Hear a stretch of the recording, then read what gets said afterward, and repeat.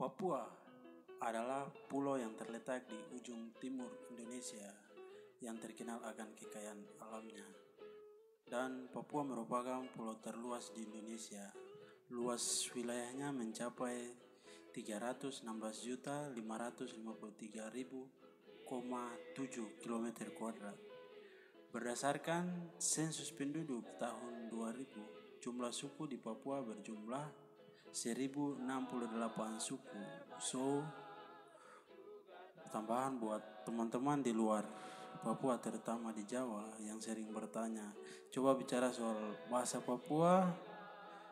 Sebenarnya bahasa sehari-hari kami orang Papua adalah bahasa Indonesia. Karena begitu banyak suku, budaya, dan bahasa, sehingga bahasa sehari-hari kami adalah bahasa Indonesia. Berikut ini adalah sedikit penjelasan tentang sejarah Pulau Papua pertama kali disentuh dan ditemukan oleh bangsa Eropa. Pada tahun 1511, orang Eropa pertama yang mengabarkan tentang adanya pulau besar di sebelah Pulau Maluku adalah dua pelaut Portugis bernama De Abreu dan Serrano. Kemudian pada tahun 1521, nama Papua untuk menyebut pulau itu pertama kali diutarakan oleh Antonio Pigafetta, penjelajah asal Italia, dan anak buah Ferdinand Magellan, asal Portugis. Kata Papua sendiri merupakan kata serapan dari bahasa Melayu, yaitu Puapua, yang berarti keriting. Keriting ini menjelaskan ciri fisik dari orang Papua itu sendiri. Kemudian, pada bulan Juni 1545, seorang pelaut Spanyol bernama Ortiz de Retes untuk pertama kalinya menginjakkan kaki di Pulau Papua. Kemudian dia memberi nama Nueva Guinea atau dalam bahasa Belanda New Guinea atau Guinea Baru. Guinea itu sendiri merupakan salah satu suku di Afrika, dan kata New merupakan kata serapan dari dalam bahasa Inggris yang merupakan New Guinea Baru atau suku Guinea Baru yang berada di Pulau Papua karena ciri fisik orang Papua yang sama dengan suku Guinea di Afrika. Namun, sejauh itu orang-orang Eropa hanya memandang New Guinea dari kapal mereka. Sangat sedikit yang menjelaskan secara rinci tentang Pulau Papua. Salah satu contohnya, pada tanggal 16 Februari 1623, Jan Cartens adalah orang Eropa pertama yang mengabarkan tentang adanya gunung bersalju di New Guinea atau Papua.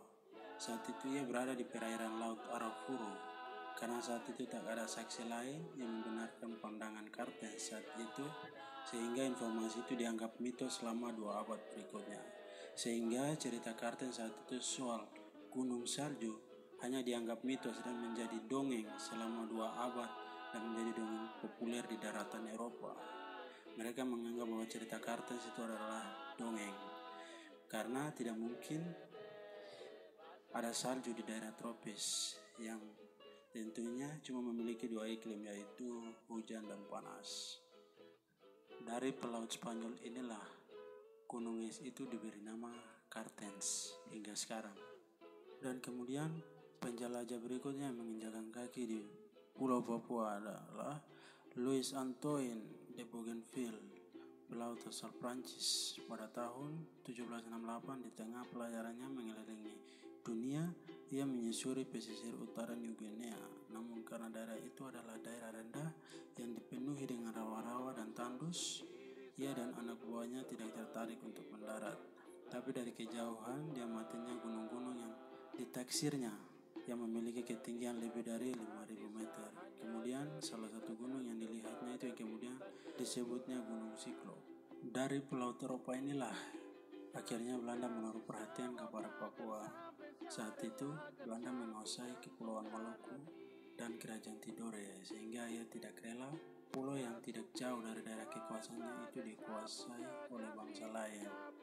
Dan kebetulan saat itu sebagian wilayah dari Papua Barat merupakan wilayah Kerajaan Tidore, sehingga walaupun Papua tidak mendatangkan keuntungan, pada 1828 Belanda mendirikan pangkalan militer di wilayah Kepala Burung yang diberi nama Fort Douglas.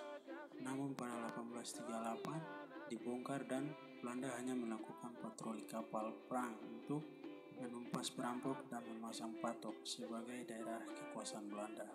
Namun, akhirnya Belanda sadar mereka memiliki kekuatan militer, namun pengetahuan mereka tentang Papua sangat terbatas karena mereka hanya menguasai perairan dan daerah pesisir, namun belum mengadakan kontak sekalipun dengan pedalaman Papua. Dan akhirnya pemerintah Belanda sadar akan pentingnya penelitian ilmiah sebelum membuka pangkalan dan eksplorasi menjadi sarana untuk memperkuat hak Belanda atas bagian barat New Guinea atau yang sekarang disebut Papua. Berdasarkan penelitian ilmiah dan eksplorasi inilah yang kemudian Belanda mencaplok wilayah Papua sebagai daerah kekuasaannya, yang di kemudian hari Indonesia merdeka pada tahun 1945.